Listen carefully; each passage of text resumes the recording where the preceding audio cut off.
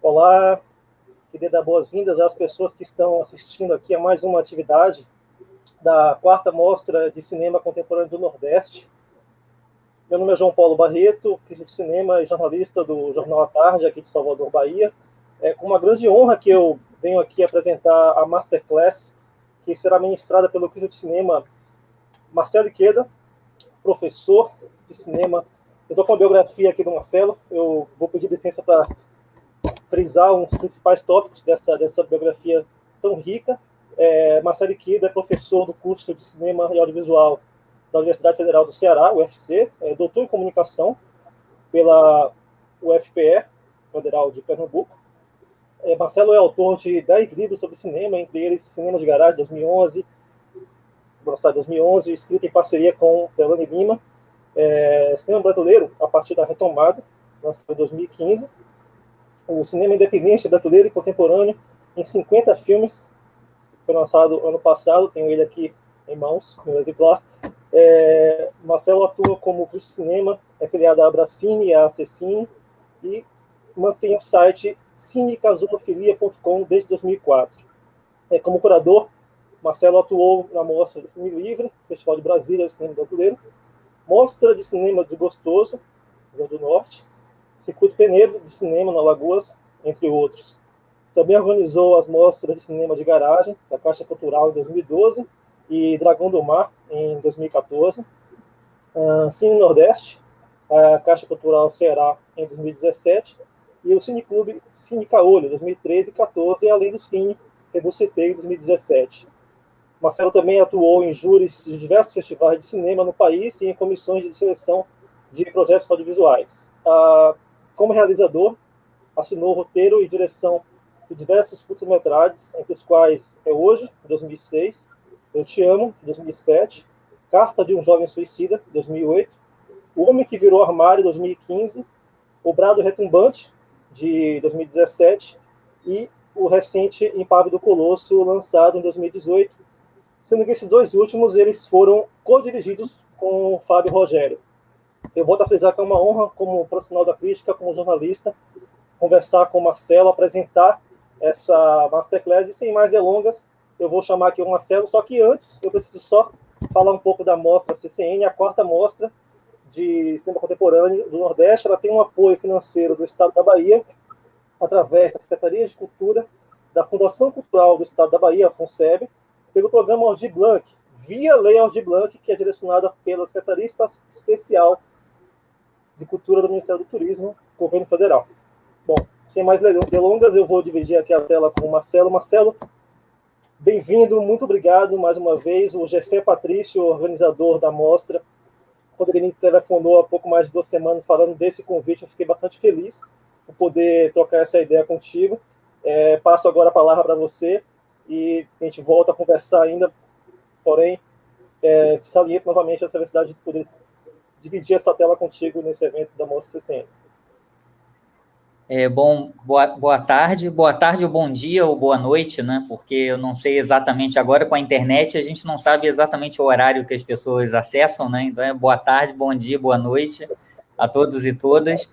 É um prazer estar aqui participando da quarta Mostra de Cinema Contemporâneo do Nordeste, né? Queria começar agradecendo o convite do Gessé.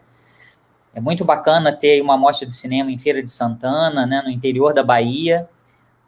É uma pena que a gente não pode estar presente, né, como é o ideal, assim, numa mostra de cinema. Eu ainda não conheço Feira de Santana, mas, enfim, acho que dentro desse cenário que a gente está vivendo, eu acho super importante, fundamental, existirem mostras de cinema, a gente continuar exibindo, refletindo, discutindo o que é o cinema brasileiro, né?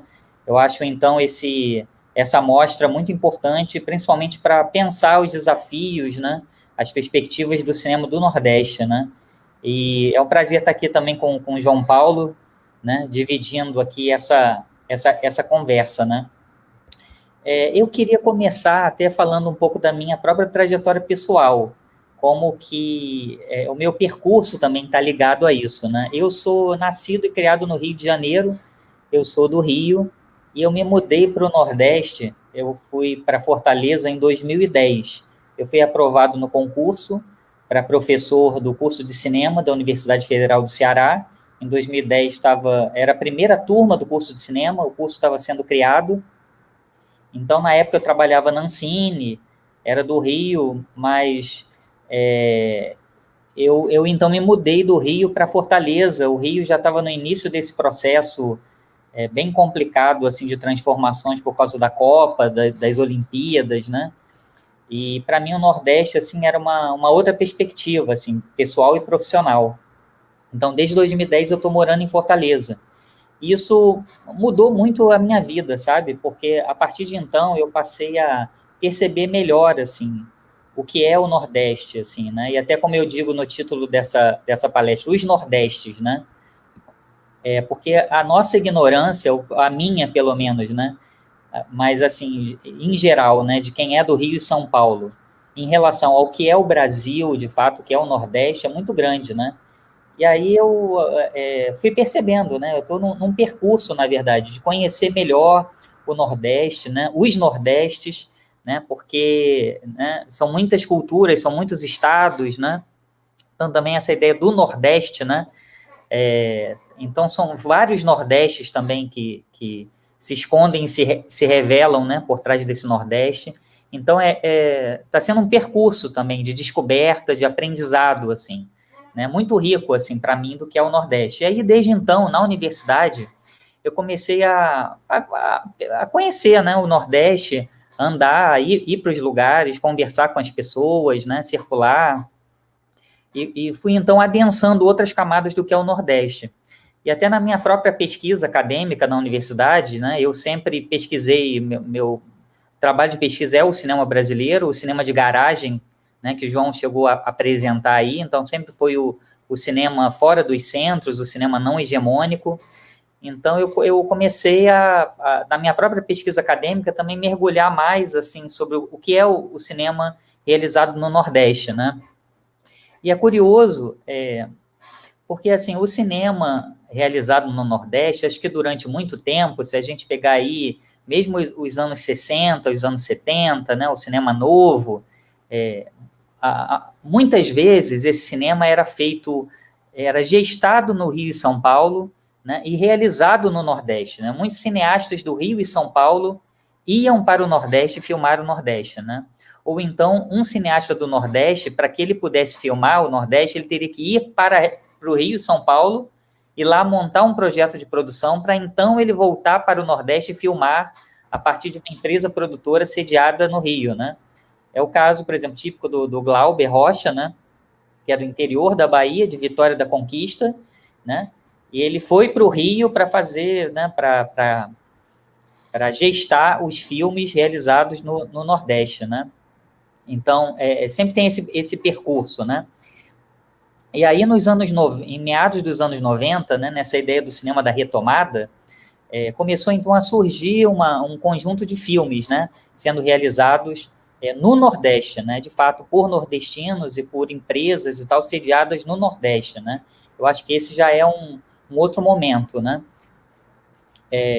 Por exemplo, a gente vê Baile Perfumado, né, os filmes dessa geração do cinema pernambucano, que tiveram um destaque muito grande nesse período da retomada, a partir dos anos 90, né?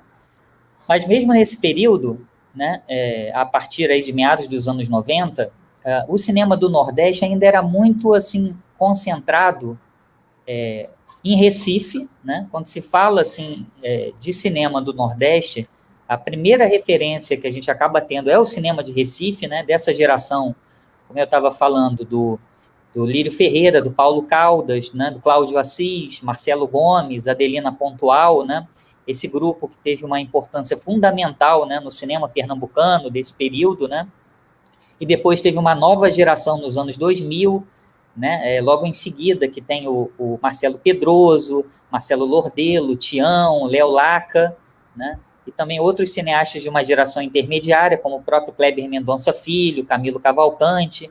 Então, a gente acaba sempre tendo foco, assim, muito no cinema de Recife, né, o cinema de Pernambuco, e também em duas capitais, né, Fortaleza e Salvador, né. Então, o cinema do Nordeste, eu né, acredito que a partir aí dos anos 90, início dos anos 2000, né, ele estava ali muito voltado, a visibilidade desse cinema estava mais voltada a essas três capitais, né? Recife, Fortaleza e Salvador. E eu acho que hoje existe um cenário bem mais amplo e bem mais complexo, bem mais diversificado, para um cinema que é feito, então, em todos os estados do Nordeste, em várias cidades, né? Então, o cinema do Nordeste hoje ele não pode ser pensado só exclusivamente nesse foco, sabe, restrito de Recife, Fortaleza e Salvador. Mas todos os estados do Nordeste estão realizando filmes, né? Então, acho que a partir de meados dos anos 2000, houve, então, essa virada, né? Houve essa diversificação, de fato, maior do cinema do Nordeste. E, para isso, eu coloco, assim, dois motivos básicos, dois motivos principais, né? Primeiro, a questão do cinema digital, né? Nesse período, aí, meados dos anos 2000, né, o cinema houve um processo, né, tecnológico de transição da película 35mm para o digital, né? E acho que o digital abriu muitas possibilidades para o cinema, para os cinemas realizados fora dos centros, né? E aí, em seguida, o Nordeste, né? Com isso também o Nordeste, né? Primeiro porque você não precisa, com o digital, você não precisa mais de grandes orçamentos, né, da película, uma câmera 35mm, né, todo um equipamento de luz, né, maquinária elétrica, né, eletricistas. Então, nos anos 90, eram pouquíssimas câmeras, né, em 35mm disponíveis para o Nordeste. E, por exemplo, os laboratórios de película eram todos no Rio e São Paulo. Você só tinha laboratório, né, para revelação de negativo, né, do 35mm no Rio e São Paulo. Então, você não conseguia finalizar um filme, né, que todas as etapas de produção, da pré-produção até a finalização, fossem feitas exclusivamente no Nordeste. Você dependia necessariamente de algum dos elos, né, serem realizados no Rio e São Paulo, né, por conta dessa questão laboratorial. Então, com o digital, não. Agora é possível, né, que todo o filme, desde a etapa de desenvolvimento do roteiro até a finalização, a cópia final, o DCP, né, quer que seja todo realizado no Nordeste, né? Então, através das câmeras digitais que são mais portáteis, né, você precisa de um equipamento, né, de menos sensibilidade de luz, menos equipamentos. Então, isso abriu possibilidades para o cinema do Nordeste. E não só também em termos de custos, né, de equipamentos, mas também o digital, ele permite a possibilidade de incorporação de outros arranjos produtivos, de outros modelos de produção, né? Então, é possível fazer filmes que dialogam, assim, entre a ficção e o documentário, né? Filmes que você não precisa de um processo, assim, de planificação de produção tão estrita, né? Então, arranjos produtivos mais horizontais, né? Filmes, por exemplo, baseados em coletivos, né?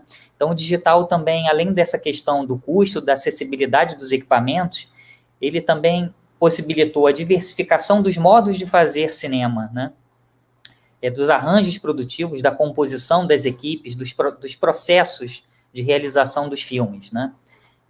Então, eu acho que a primeira questão é o digital. E a segunda questão são as políticas públicas, né? As leis de incentivo, né, que é o modelo básico de financiamento dos filmes brasileiros nesse período da retomada dos anos 90, né, envolvia a captação de recursos por empresas produtoras, né? Então, as empresas captavam recursos com investidores, né, que uma parcela do imposto de renda dessas empresas era abatido no imposto de renda. Então, né, só as maiores empresas, as grandes empresas que eram sediadas no Rio e São Paulo, né, que é o eixo da atividade econômica do país, que eram as grandes investidoras, né, pelas leis de incentivo. Então, grande parte da captação de recursos acabava destinada para empresas, projetos no Rio e São Paulo. Eram poucos projetos do Nordeste que conseguiam, né, esse modelo de captação de recursos. Então, a partir de meados dos anos 2000, as políticas públicas começaram a se abrir para outros modelos de financiamento, para além do fomento indireto, para além da renúncia fiscal, né? Num projeto que eu diria, até falam de regionalização, né? A regionalização, políticas de regionalização. Mas eu nem gosto dessa expressão regionalização, e prefiro a expressão nacionalização, né? Então, as políticas se tornaram, de fato, nacionais, né? Nacionais porque não foram somente voltadas para o Rio e São Paulo, percebe? Mas, assim, voltadas para todo o Brasil, né, para todos os estados do Brasil. Então, houve uma política, de fato, né, não de regionalização, mas de nacionalização da produção nacional, né, ou de desconcentração da produção. Então, como exemplo, eu poderia dar 2 ou 3 exemplos de editais, né, de política pública que promoveram, então, essa descentralização.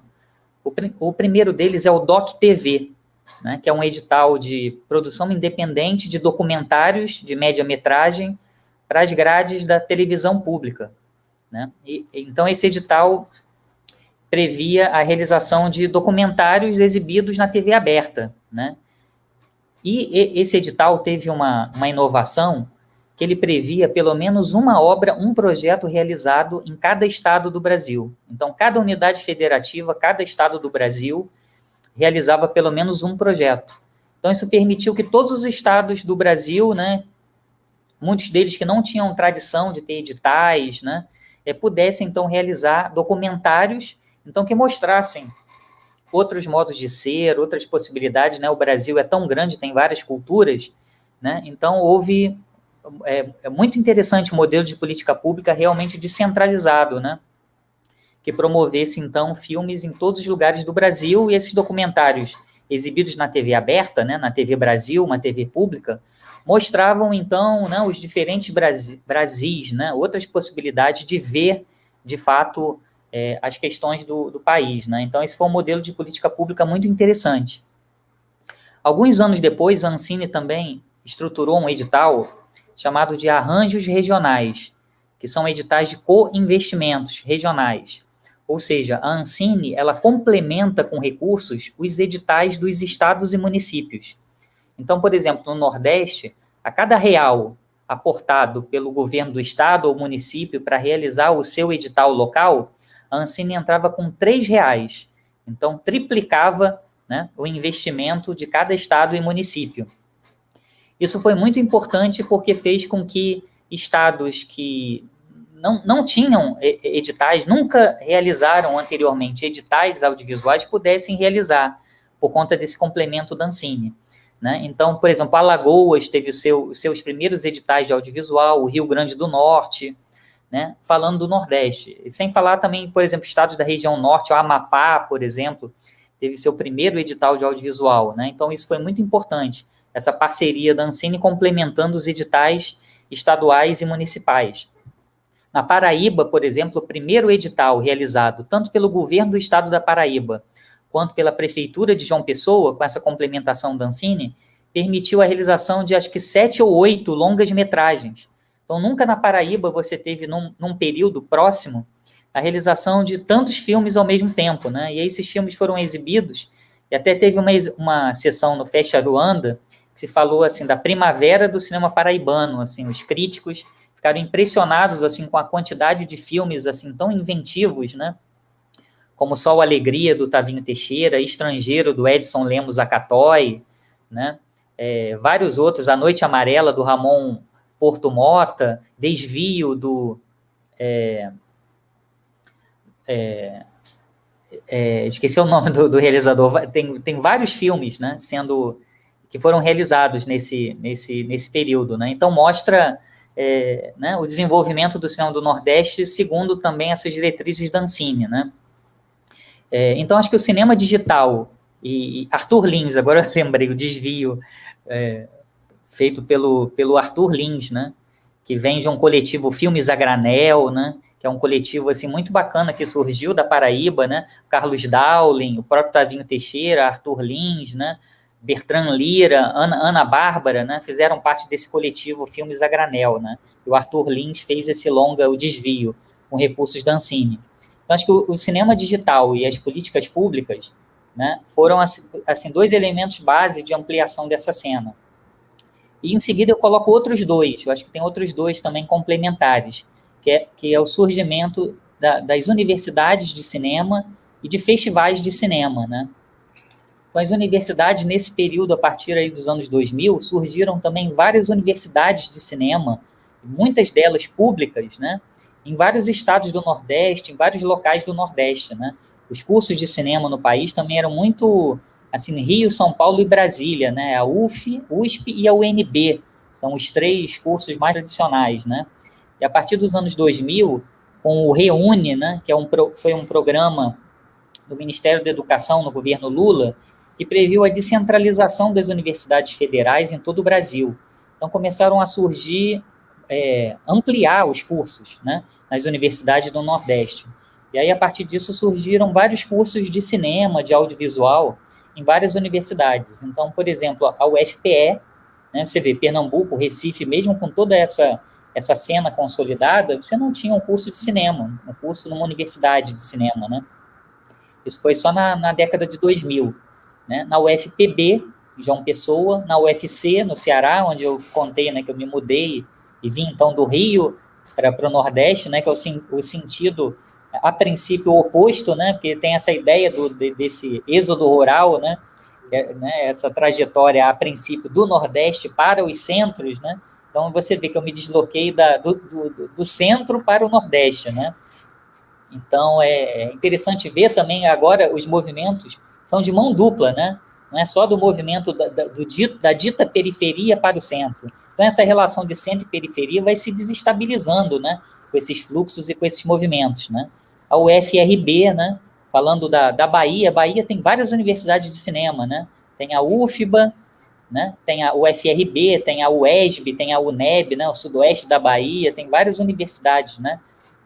E a UFRB tem um curso de cinema muito interessante e inovador na região do Recôncavo Baiano, né? Em Cachoeira, né? A UFRB. Tem a UESB, em Vitória da Conquista, também tem um curso de cinema, né? É uma terra que tem uma tradição muito forte, que é a terra do Glauber, né, onde Glauber nasceu, falamos aqui. Tem a UFS, né, em Sergipe, né?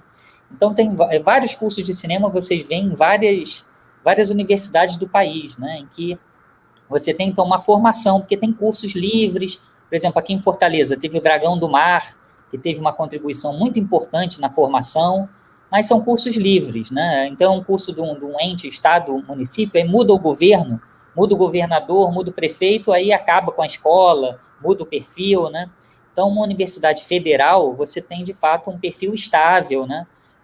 Uma titulação, né? Um diploma. Então, acho que também abriu uma perspectiva para a formação, né, de profissionais, pensamento, dentro da universidade. E o outro lado são os festivais de cinema, né?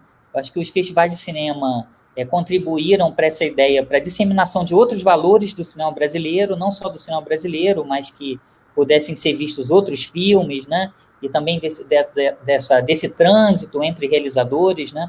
Os festivais de cinema têm uma importância muito grande como ponto de encontro mesmo, né? Entre os realizadores, para que eles troquem ideias, conheçam o que está sendo produzido, o que está sendo realizado, né? Então, tem vários festivais de cinema que surgiram nesse período, a partir dos anos 2000, né? Acho que houve um boom dos festivais de cinema, e os festivais são muito importantes, porque muitos deles são em cidades que não têm salas de cinema, né? A gente vive também no momento em que cerca de 10% dos municípios do Brasil têm salas de cinema. Então, 9 em cada 10 municípios do Brasil não têm salas de cinema comerciais, né? Então, até cito como exemplo um festival de cinema, o Curta Taquari, um festival assim, que é realizado em Taquaritinga do Norte, uma cidade a 150, 180 quilômetros de Recife, né?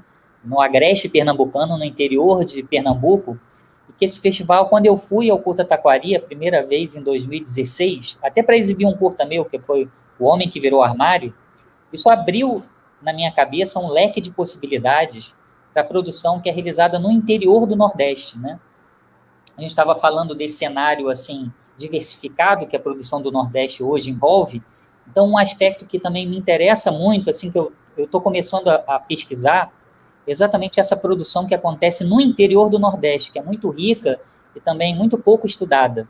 E o Curta Taquari abriu minha cabeça em relação a isso, por ser, assim, realmente um ponto de encontro entre realizadores que estão ali no interior ou em cidades, até algumas cidades que são capitais, mas estão numa posição, assim, digamos, geopolítica mais próxima de Taquaritinga do que dos grandes centros. Então, por exemplo, Natal, né, do Rio Grande do Norte, ou Maceió, em Alagoas, né, Aracaju, em Sergipe, são capitais mas que, digamos assim, apesar de ser capitais, estão mais próximas, assim, num estágio de amadurecimento do cinema do interior de Pernambuco do que de Salvador, de Recife, né, de Fortaleza, percebe? Então, cidades que estão estruturando seus processos produtivos, que ainda não têm uma tradição de longas metragens, né? Então, é muito curioso como o Curta Taquari, ele funciona como esse ponto de encontro, né? E até pela própria característica geográfica, porque se você pegar no mapa, assim, do Nordeste, Taquaritinga, que é no interior, ela é mais próxima, por exemplo, de Campina Grande, até geograficamente, né? Campina Grande já é na Paraíba, né? Em outro estado.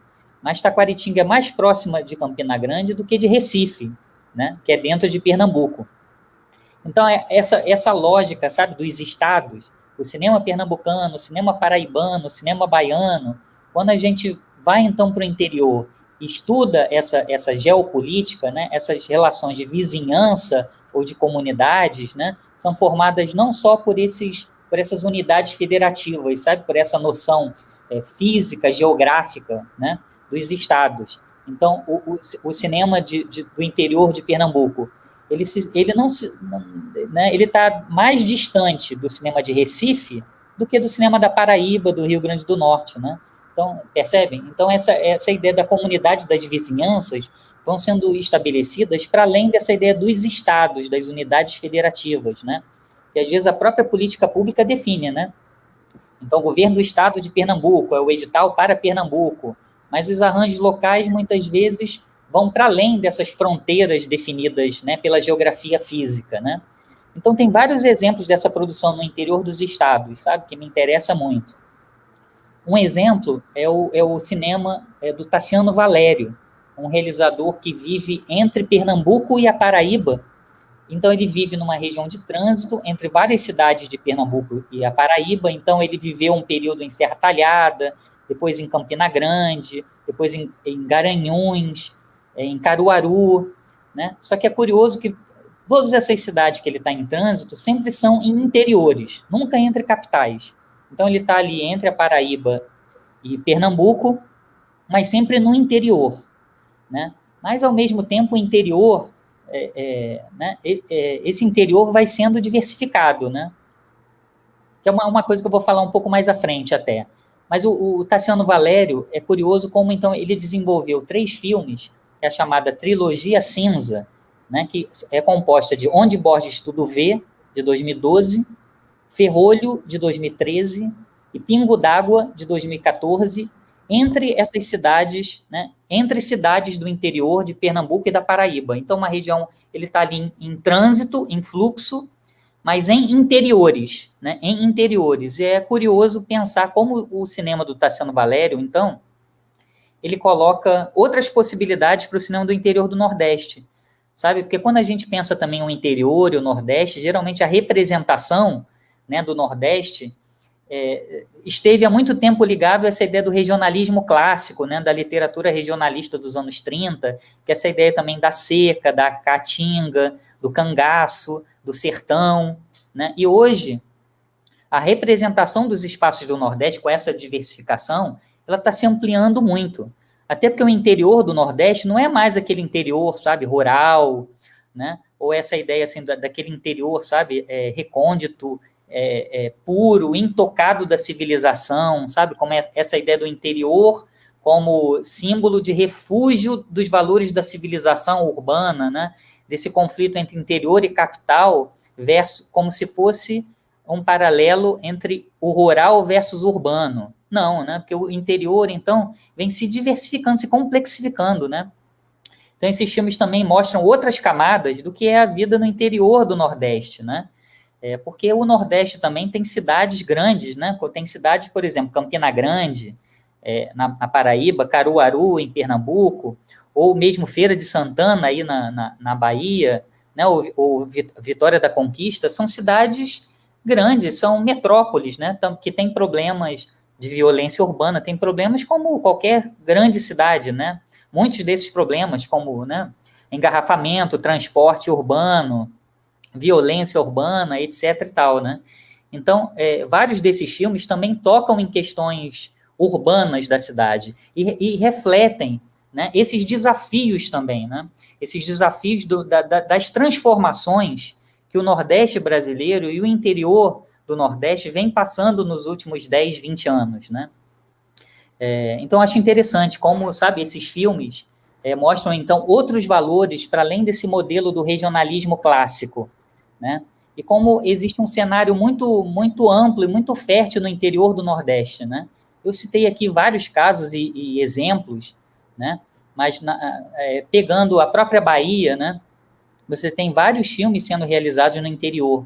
Peguei aqui alguns exemplos, como, por exemplo, um filme para Michel, um filme de 2013, realizado pela Violeta Martinez, realizado em Cachoeira, porque aí o curso de cinema da UFRB começaram, né, a gerar os seus curtas e também os seus longas. Os alunos ou ex-alunos começaram a produzir, né?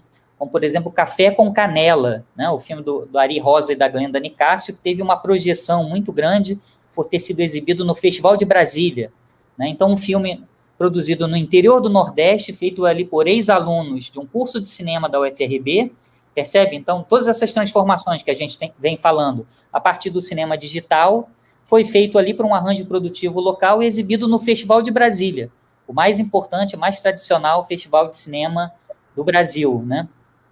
Temos também A Doce Flauta de Liberdade, um filme de 2015 do Jorge Varanesi Neri, de Vitória da Conquista, ou recentemente Rosa Tirana, um filme do Rogério Sagui, filmado em Poções, no interior da Bahia, aí a 1 hora mais ou menos de Vitória da Conquista, né?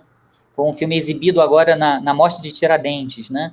Então, são exemplos de filmes realizados nesse período aí, de 2010 para cá, no interior da Bahia, né? Então, mostrando outros valores, outros modos de produção, né?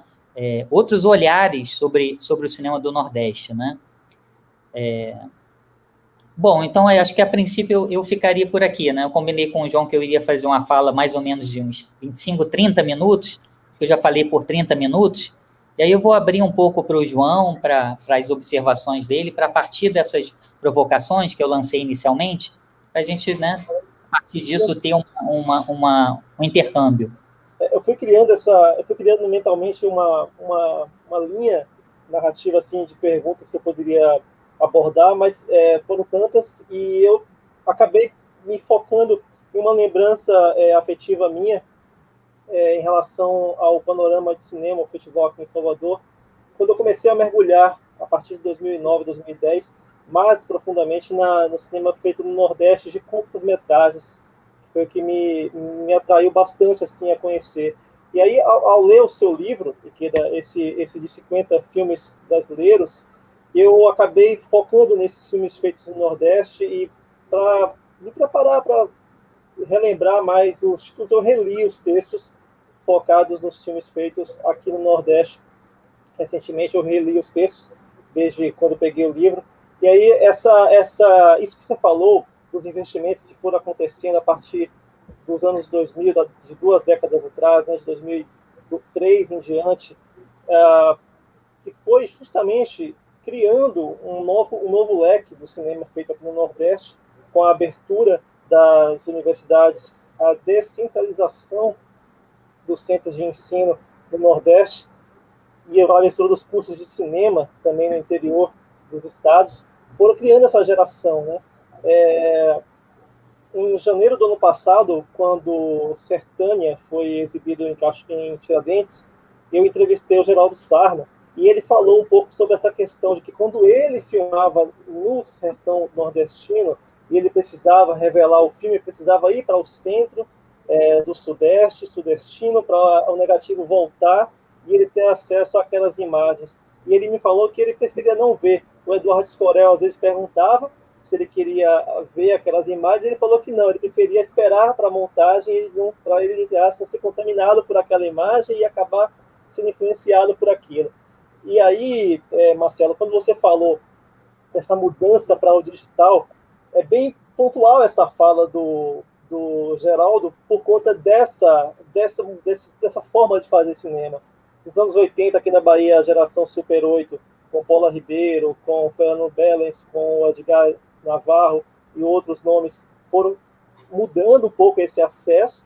E aí, nos anos 90, infelizmente, aconteceu o que aconteceu na nossa história de cinema, para nos anos 2000 poder ter esse novo horizonte.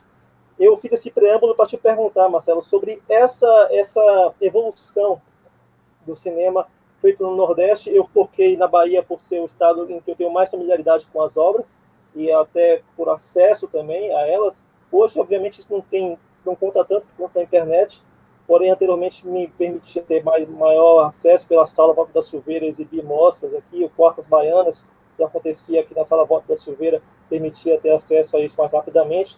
Então, eu queria te perguntar, Marcelo, sobre essa evolução, desde esse início, que o próprio Geraldo, como um outro nome muito conhecido do cinema documentário feito na Bahia, também de ficção, passando por esse período dos anos 80 com o Super 8 e com a explosão, entre aspas, dos coletivos, né, oriundos dos cursos de cinema. No livro você fala do Qual, que é um coletivo daqui da Bahia, que o Mamata foi premiado lá em Brasília na ocasião com o melhor curta. E eu queria falar sobre essa evolução justamente dessa mudança mesmo de modo de construção e de acesso ao cinema desde esse período em que o Geraldo pontuou até o período atual, que infelizmente vem acontecendo esse desmanche. Não, você falou coisas muito interessantes, por exemplo, o Geraldo Sarno, né? Ele falava que ele né, nos anos 80, ele fazia os filmes, depois tinha que ir para o Rio e São Paulo revelar, né, para que ele pudesse ver ou não o copião, ele optava por nem assistir para não, né, influenciar, então ele ia fazendo os filmes, né? Hoje, com o digital, né, sem precisar dessa ideia da revelação dos filmes e tal, você vê como isso tem impactos nos modos de produção. Então, por exemplo, tem um filme, o Lins, que é um filme do Alexandre Veras, realizado aqui no Ceará, que foi realizado, foi feito no interior aqui do Ceará. O diretor, o Alexandre Veras, resolveu montar uma ilha de edição no set. Então, ele filmava de manhã, durante o dia, ele filmava, e à noite ele ia junto com o montador, né, para essa ilha, e que o montador ele montava as imagens feitas no dia anterior. Então, já é um outro processo. Então, a partir disso, o Alexandre já era o contrário do Geraldo. Ele queria ver o filme, que a partir do impacto que essas imagens produziam nele, a partir do que ele filmou, ele ia mudando o roteiro e ia fazendo. Ou seja, o próprio processo do filme iria gerando, então, outra coisa. Então, ele tinha um roteiro, uma planificação, mas à medida em que o filme ia sendo feito, né, o filme ia mudando um pouco de rumo, né? Então, você veja como essa ideia muito do cinema contemporâneo, né, do filme ser contaminado pelo processo, isso também é possível e estimulado a partir dessa própria mudança da tecnologia, né? O digital permite, né, que você filme e veja na hora, ouça o que está acontecendo, né? E como isso tem impacto nos próprios modos de produção dos filmes, né? Isso é muito interessante. E aí você vê, realmente no Nordeste, o surgimento de alguns coletivos, né, cinematográficos, que nos anos 2000, né, o cinema digital também estimulou a formação de coletivos, né? Você falou do Qual, né, aí na Bahia, que começou, acho que muito com os filmes do Ramon Coutinho, num primeiro momento, né, e depois o Marcos Curvelo começou a estourar com vários curtas em sequência, né, em que ele coloca esse personagem Joder, né, que é uma espécie de alter ego dele, né, então essas camadas de ficção, documentário, né, de humor e drama se combinam, né, numa espécie de autorrepresentação, mas que, ao mesmo tempo, é uma performance, não chega a ser uma biografia propriamente dele, né?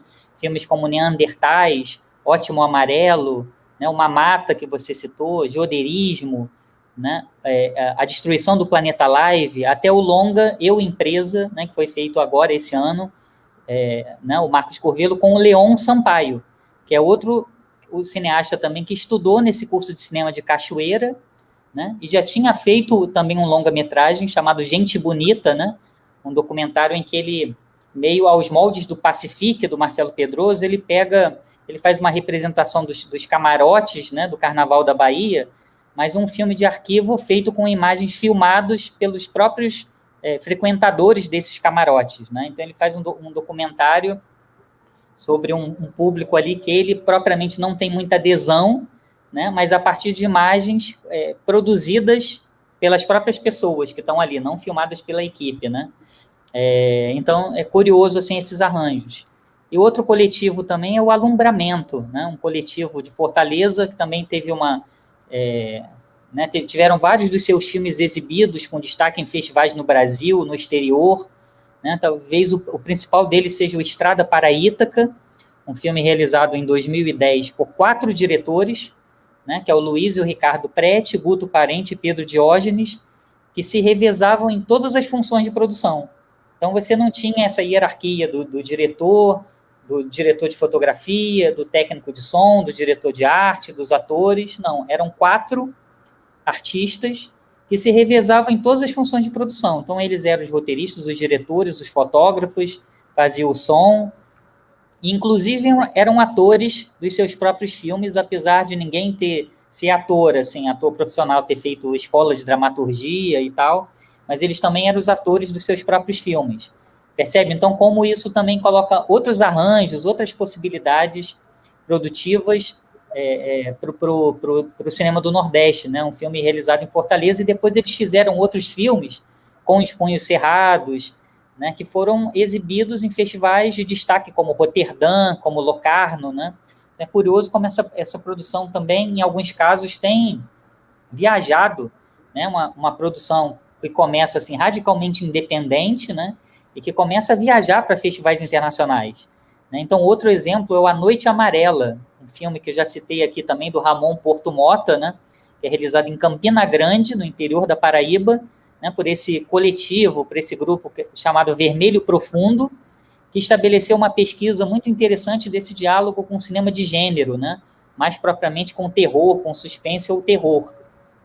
É curioso ver, sabe, no interior da Paraíba, um cinema que surge, uma pesquisa cinematográfica que surge, mas não a partir desse foco regionalista, né, ou dessa ideia de um realismo social, né, que o cinema também do Nordeste é muito ligado a essa ideia de um realismo, né, que fala de questões sociais, né, o realismo social é muito forte, né, e ele foge completamente dessa vertente, colocando um diálogo com o cinema de gênero, mas não propriamente um cinema de mercado, né, mas essa dobra assim, entre o cinema de gênero e o cinema autoral, né?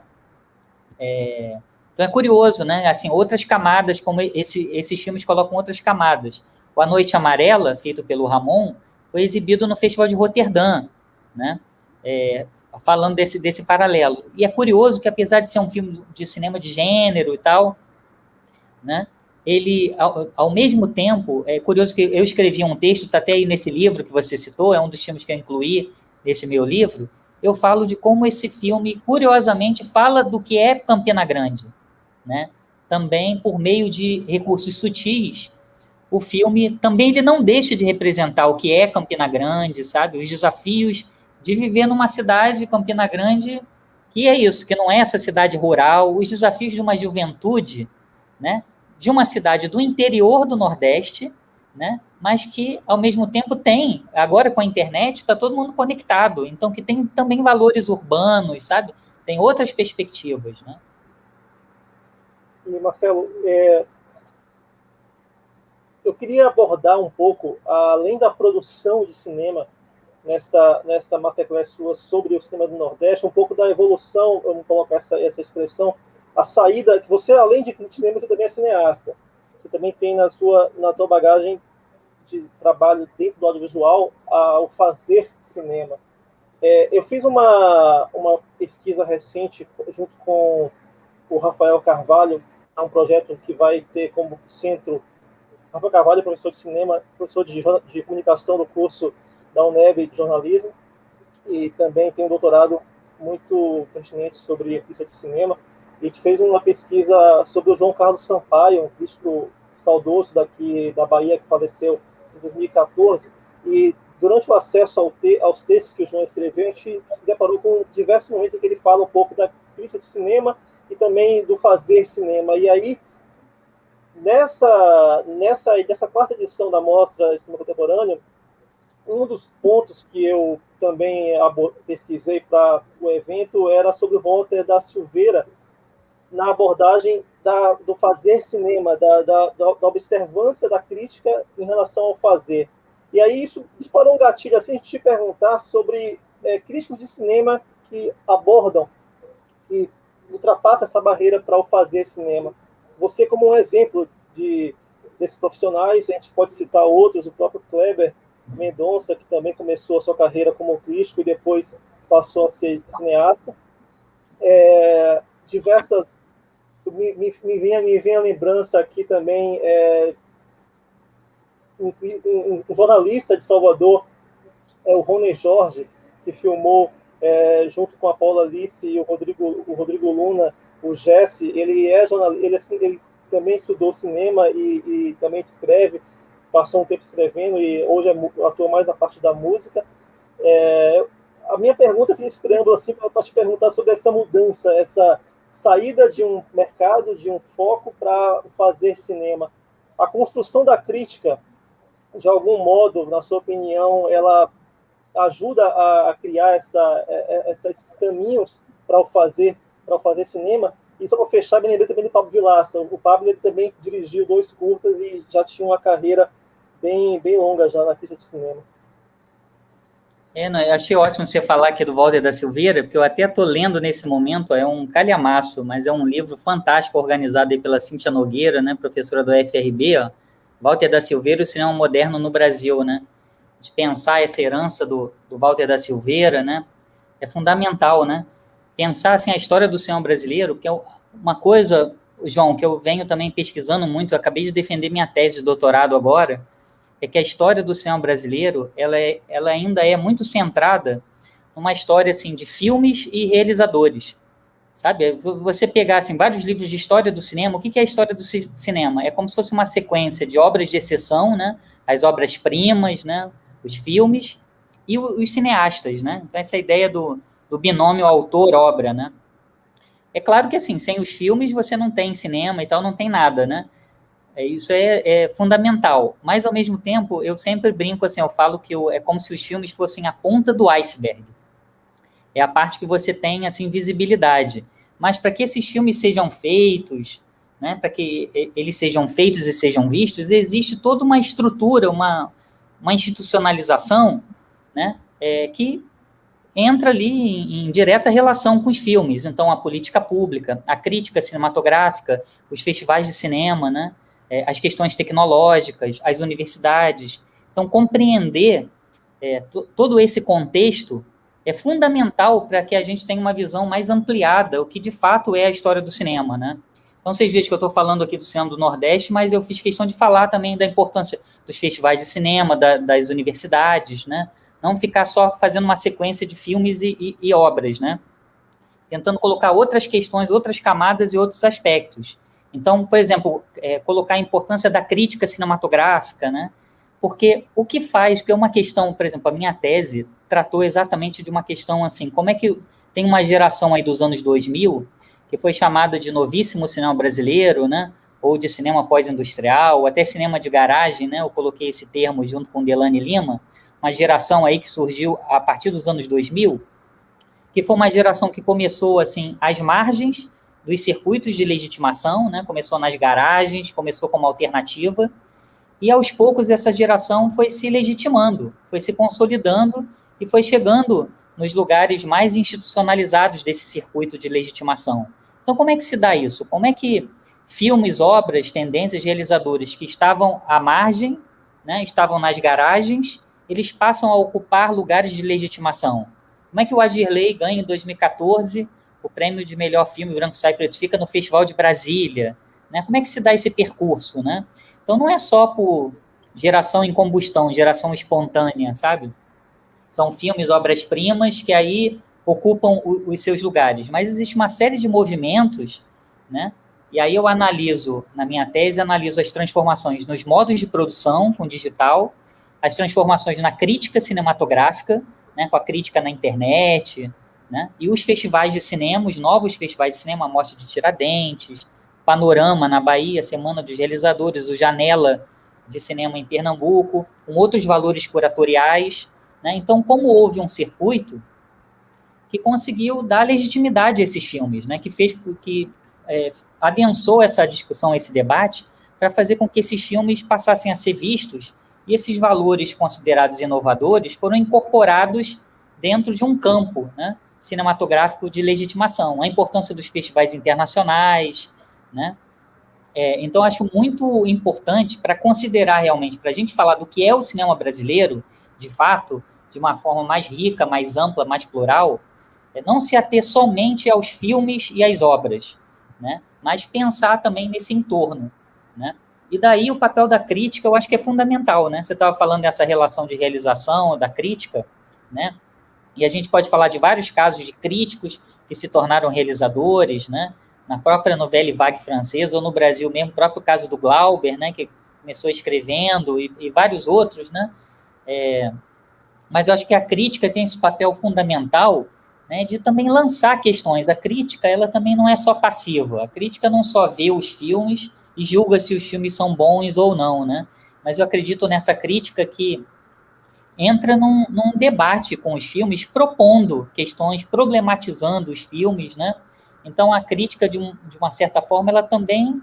O crítico, ele também é cineasta, o crítico também tá filmando quando ele escreve os seus textos, entendeu? Porque ele também está propondo questões que provocam um impacto direto no campo da realização, né? E você citou o Walter da Silveira, é um exemplo fundamental, por exemplo, entre outros aspectos, da relação entre o Walter e o chamado pré-cinema novo, né, o cinema da Bahia, as críticas que ele colocou aos filmes, né, do Trigueirinho e tal, né, essa primeira cena, os embates, né, que o Walter da Silveira entrou com o próprio Glauber, né, em termos do que é um cinema brasileiro, né, de propostas para uma brasilidade, de fato, né, e como o Walter da Silveira também interagiu com Paulo Emílio Salles Gomes, né, outros críticos do Rio e São Paulo, né, colocando também esses valores, né? Então, essas pontes entre Bahia e o Rio, né? Então, o que é o dentro, o que é fora do Nordeste, né?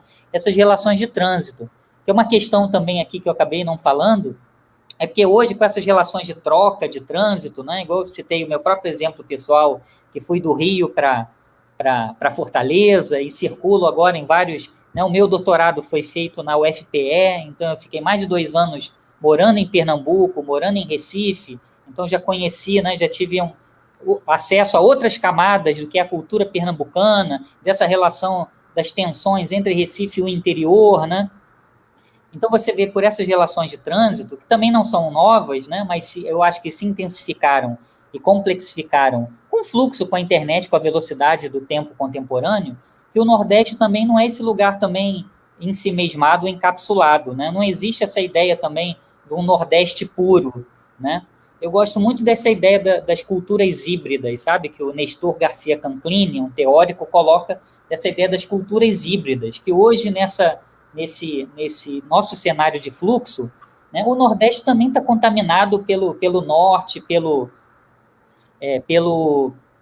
Rio São Paulo, ou pelo cinema europeu, né? Você tem cineastas do Nordeste que são influenciados, né, por um realizador, né, às vezes asiático, de Taiwan, vai influenciar, né, um determinado filme, né? O Apichatpong pode influenciar o cinema de Pernambuco, né? Então você vê que essas relações também são relações de trânsito, de fluxo, né? Então, por isso, até que o Gessé me pediu, assim, qual seria o título dessa palestra, dessa apresentação, eu pensei nesse título, sabe? Os cinemas dos Nordestes, né? Colocando, então, fazendo essa provocação, assim, também, de que a própria ideia do Nordeste, né? Tem um livro, assim, do Durval de Albuquerque Júnior, né? Que é A Invenção do Nordeste, né? Que ele também problematiza essa ideia do que é o Nordeste, de fato, né? Como, por exemplo, o Belchior tem uma música, Conheço o Meu Lugar, que ele fala, né, o Nordeste não existe, né? O que é o Nordeste? O Nordeste não existe. Não existe nessa forma de que, na verdade, são vários os Nordestes, né? E os cinemas que são feitos aqui na região, né? Que são cada vez mais plurais e mais férteis, né? Marcelo, a gente está se encaminhando para fechar 1 hora de papo. Eu queria pegar esse gancho assim, de finalização para te perguntar é inevitável, eu posso colocar assim, falar um pouco do nosso contexto atual. Hoje, para quem está vendo esse vídeo no futuro, é 26 de março de 2021, a gente tem um contexto que pode ser lembrado no futuro, quem vê esse vídeo daqui a alguns anos, como um período do Brasil específico, e você lança em 2020 esse livro com 50 obras recentes do cinema brasileiro. Imaginar os próximos 10 anos em que você se propunha a fazer um novo livro nesse sentido, você é otimista em revisitar uma filmografia que pode vir a ser construída daqui para frente no Brasil e no Nordeste especificamente?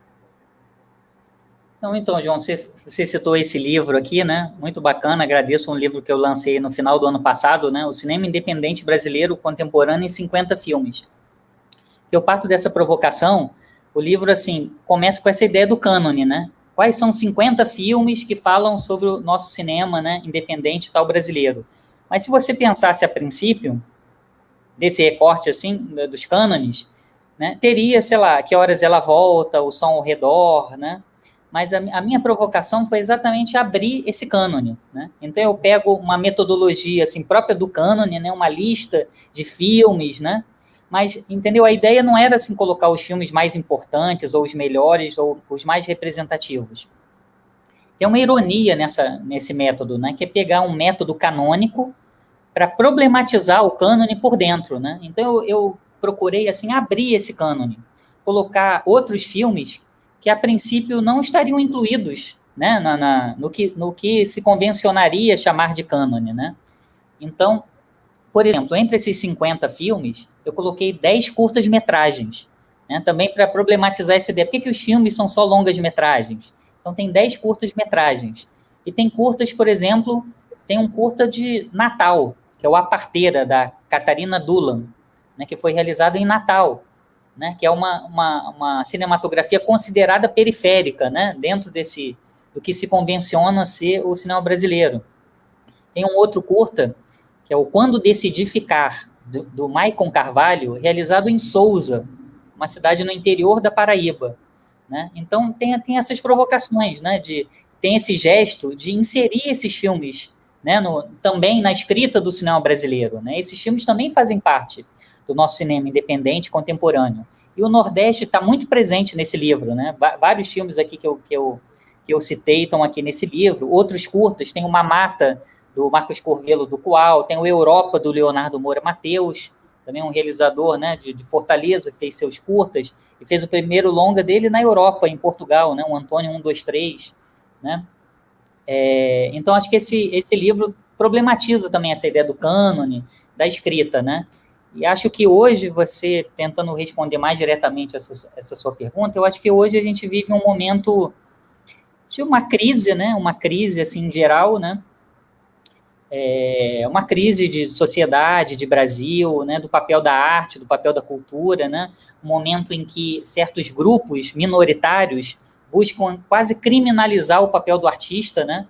O artista, para muitos, é considerado assim, para muitos não, para alguns, para certos grupos, né, querem rotular o artista como aquele, né, que está ali, o vagabundo, vive às custas do governo, né, o artista como preguiçoso, né? Mas porque o artista, como ele não é aderente a essa lógica do capital, né, do trabalho como acumulação do capital, então ele acaba sendo preguiçoso, né? Como ele tem uma outra ótica de trabalho, né, ele tem um outro regime de trabalho que não é aderente, né, a essa lógica desse capitalismo cada vez mais de competitividade, né? Esse capitalismo quase darwinista, né, que para você sobreviver, você tem que esmagar o outro. Só os mais aptos é que devem sobreviver, os mais fracos devem ser esmagados pelo sistema para que uma sociedade mais forte sobreviva, né? Uma sociedade mais forte vai sobreviver com os mais aptos, né, com os mais... Então, essa ideia, né, dessa sociedade é o que está em jogo. E eu acho que a arte e a cultura têm exatamente esse papel de cidadania, né, de abrir as nossas cabeças, nossos corações e mentes, como diria o Peter Davis, para abrir os nossos corações e mentes para outros modos de ser, para outras possibilidades, né? Eu acho que está em jogo não só a sobrevivência do cinema brasileiro como processo produtivo, sabe? Mas o que está em jogo é a nossa possibilidade de refletir sobre a nossa própria existência, né? Porque eu acho que a arte e a cultura são possibilidades da gente experienciar outras experiências sensíveis, né? Porque o que fica da vida, porque tem muita gente que acha que a vida é assim, é só acumulação, né?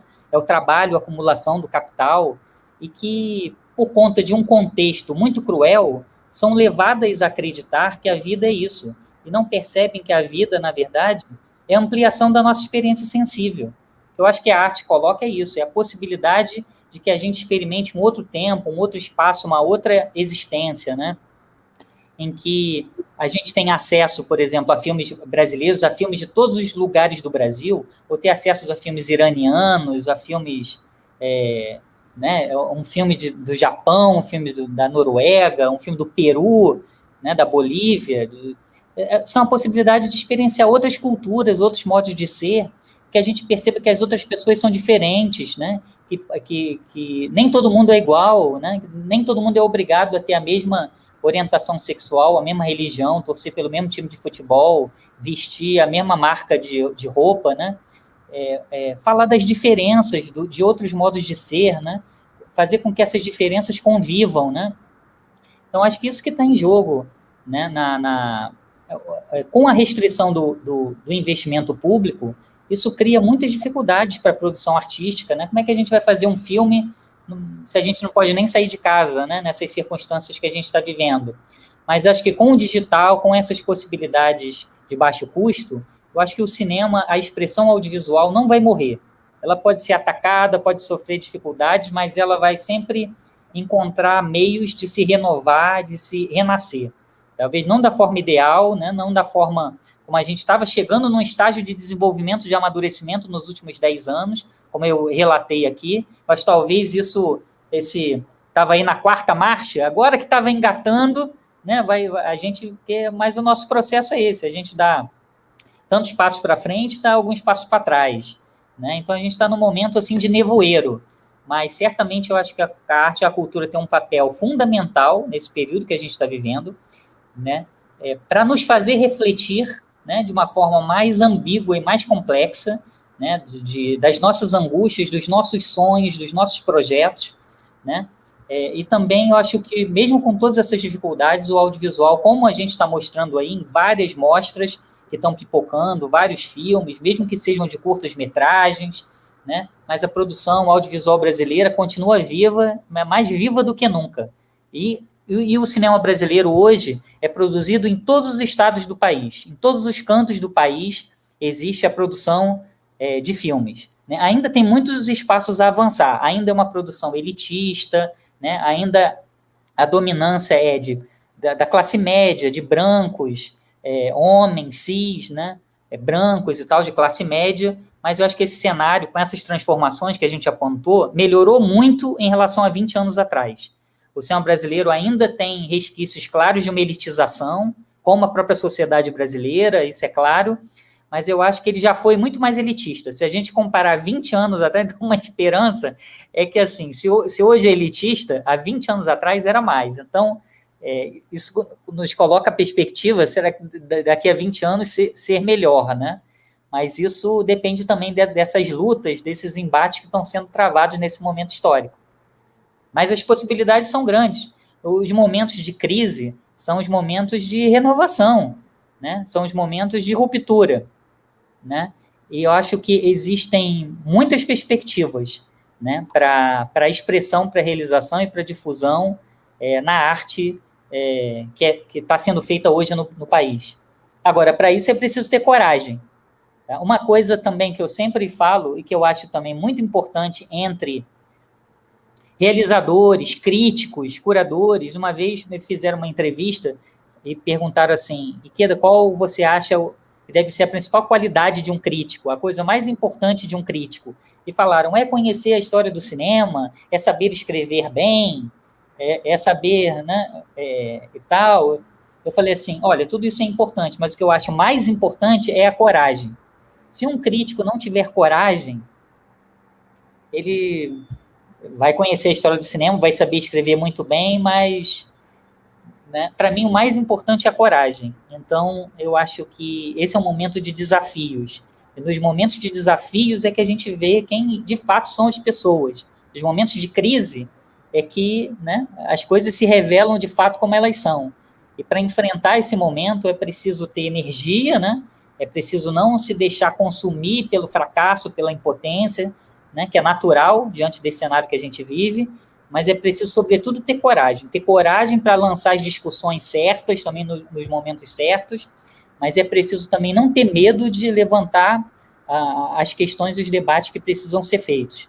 Eu acredito muito nessa ideia de que a arte ela deve ser independente, né? O verdadeiro artista ele é realmente independente, que a independência tem um paralelo com a solidão, né? Eu acho que a independência ela está ligada à solidão e que é preciso ter coragem.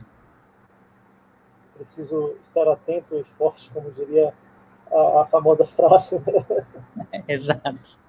E eu queria te agradecer novamente em nome da Mostra de Cinema Contemporâneo do Nordeste, do Gessé Patrício, organizador da Mostra, por essa aula, por essa masterclass. Agradecer às pessoas que estão assistindo agora durante a mostra ou em um momento futuro após a realização dela, que acontece em abril de 2021. Eu passo para você a palavra para considerações finais, para uma despedida, e de novo eu te agradeço.